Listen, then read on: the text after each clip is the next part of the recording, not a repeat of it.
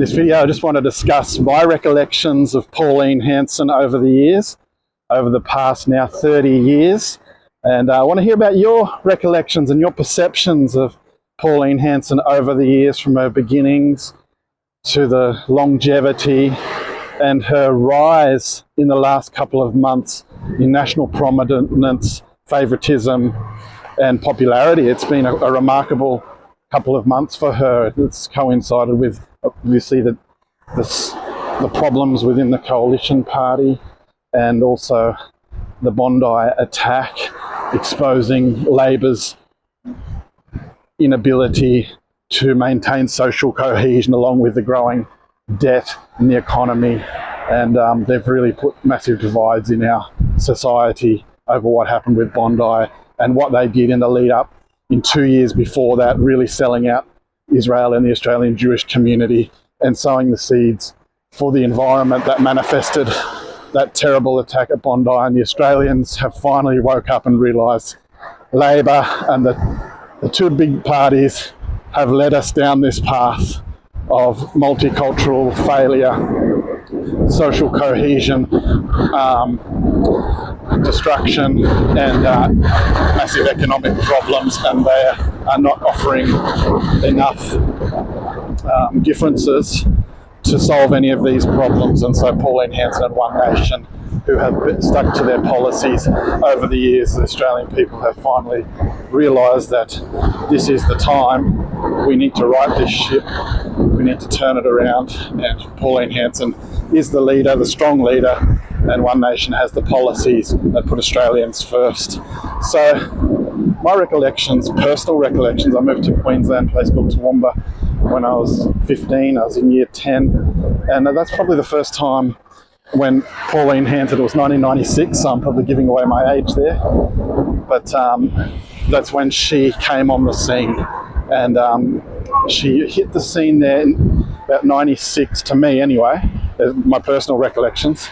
And immediately she caused a massive stir. She was a local Queenslander, got a lot of media, a lot of attention, and was very divisive and polarising right from the beginning. My main recollections at that time were her concerns about the number of Asians that were coming to Australia in the late 90s, probably in the 80s and 90s, and the concern of these changing Australian demographics, but mostly at that time, the Asians, because who, funnily enough, have not caused much of an issue. I would think personally there's too many. I don't have a problem with individuals, but wanting to keep the Australian identity strong, I think there's too many. But Asians certainly haven't been a major cultural or social problem in Australia. It's more the over numbers of Islamists and people from the subcontinent. And there has been some Chinese interference and that sort of thing too. But yeah, back in the original days, I think her main concern was the Asians. And that was true, because back in those days, we didn't have many Muslims or Indians in Australia. All of that started in the last 20 years. Probably since 2008, 2009, they've really opened the floodgates, and they've just gone berserk on refugees who have no way of fitting in, and yet the government pays for them all and gives them no incentive to assimilate whatsoever. So yeah, that was my first take of Pauline Hanson.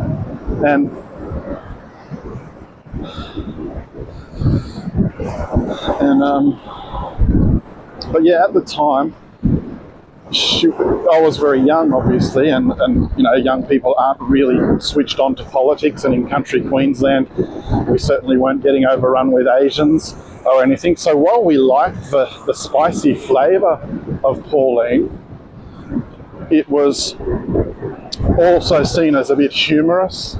I think there was a lot of jokes made about Pauline Hanson, and I think a song, Please Explain. So Please Explain was a huge thing for about 10 years. Pauline must have asked someone to explain what's going on, which was reasonable, but it just came across with a very unique accent and voice and Aussie style. And so the media and different things picked up on it, and they certainly went to town on making fun of her.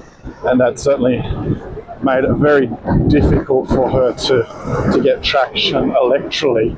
Although even from early days, there was a lot of support. A lot of people in their gut knew that what she was saying was correct.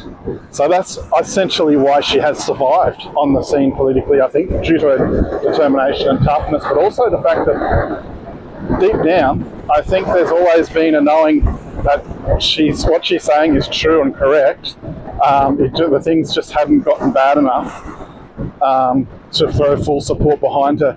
So then as we moved into the 2000s, she became a regular staple on the scene over the last 20 years. However, from my perspective, it did seem like we did appreciate every now and then the sound bites that we got from Pauline, and it made sense. However, it would have seemed to be like a wasted vote to Pauline in a sense, because she had no real power and clout and no major support. So I was in the country, so we always normally voted Nationals, the coalition, or so Family First or something like that. So it was not seen as necessary really to vote for Pauline in a sense, and I think that's probably why they've never picked up seats or things like that. We did have pretty good coalition government with John Howard, although in hindsight his government did let in too many people, but at the time it was probably not seen as such a big problem. So we sort of thought, and we had great governments there for a long time, so we weren't so concerned about voting for Pauline Hanson. It wasn't an extreme situation. So that's just my perspective on it. And people probably saw it as a wasted vote for a minor party that wasn't really going to have impact. I mean, they still to this day haven't got any lower house seats apart from Barnaby Joyce, who has just defected. So that's what's happened over the years. And she actually had a time away from politics. I remember, let's not forget, she was actually persecuted quite badly, I think, by the coalition in the late 90s, and actually wrongfully imprisoned, which is quite a remarkable story that she's come back from that. And then she had a time away from politics. I remember she was on reality TV shows, maybe the cooking or dancing or things like that, and you really got an insight into Pauline in that she was just a real person who was doing her passionate job and really cared for Australians and was just a genuine person.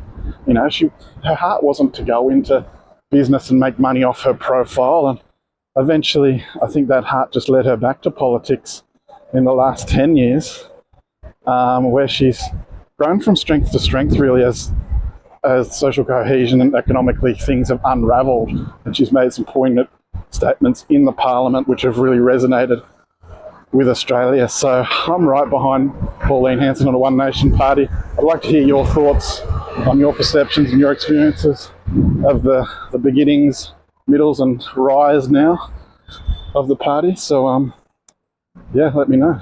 Cheers, guys.